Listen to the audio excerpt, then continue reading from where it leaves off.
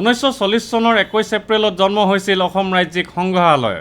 Assam research society নামৰ অনুষ্ঠানটোৱে জন্ম দিয়া সংগ্ৰহালয়টোৱে আজি ৭৫ বছৰত ভৰি দিলে।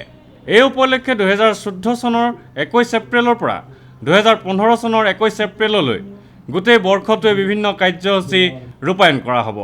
বছৰজোৰা কাৰ্যসূচী সম্পৰ্কে প্ৰচাৰ বিভাগৰ বিষয়া জিতেন কুমাৰে কয়, মিউজিয়ামৰ ডেভেলপমেণ্টৰ কাৰণে আমি গোটেই বছৰজোৰা কিছু কাৰ্যসূচী আমি হাতত লৈছোঁ।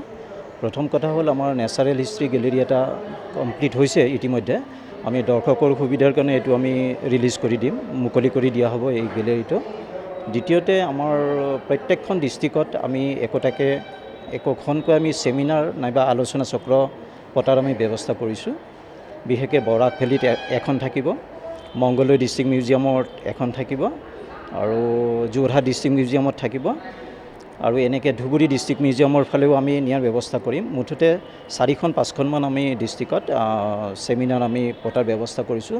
এইটো অসম চৰকাৰৰ সাংস্কৃতিক সঞ্চালকালয়ৰ পূৰ্ণ সহযোগিতা, অসম চৰকাৰৰ সাংস্কৃতিক বিভাগৰ পূৰ্ণ সহযোগিতাত আমি এইটো কৰাৰ কাৰণে আমি চেষ্টা কৰিছোঁ। তেখেতসকলৰ পূৰ্ণ সহযোগিতা আছে।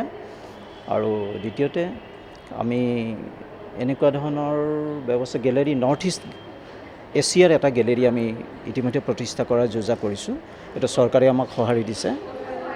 এইটো নাগালেণ্ড, মণিপুৰ, মিজোৰাম, আমাৰ নেইবাৰিং যিখিনি ষ্টেট আছে এই ষ্টেটখিনিৰ গোটেই কালেকশ্যনখিনি, ৰেয়াৰ কালেকশ্যন কিছু যিমানখিনি আমি পাৰোঁ কালেকশ্যন আমি সংগ্ৰহ কৰি পেলাই এটা নৰ্থ ইষ্ট এছিয়াৰ গেলেৰী এটা খোলাৰ আমি চেষ্টা এটা কৰিম বুলি আমি আশা কৰিছোঁ। এইটো কিমান দূৰ সম্ভৱ কৰিব পাৰোঁ এইটো অসম চৰকাৰৰ গোটেইখিনি অসম চৰকাৰৰ ওপৰত নিৰ্ভৰ কৰিছে।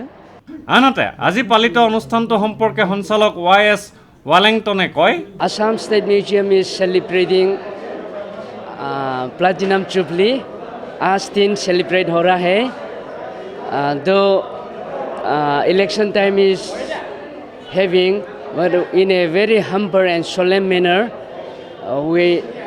हम लोग 25 ईयर के लिए सेलिब्रेट करके importance of museum, it signifies history, culture, and every aspect of human society.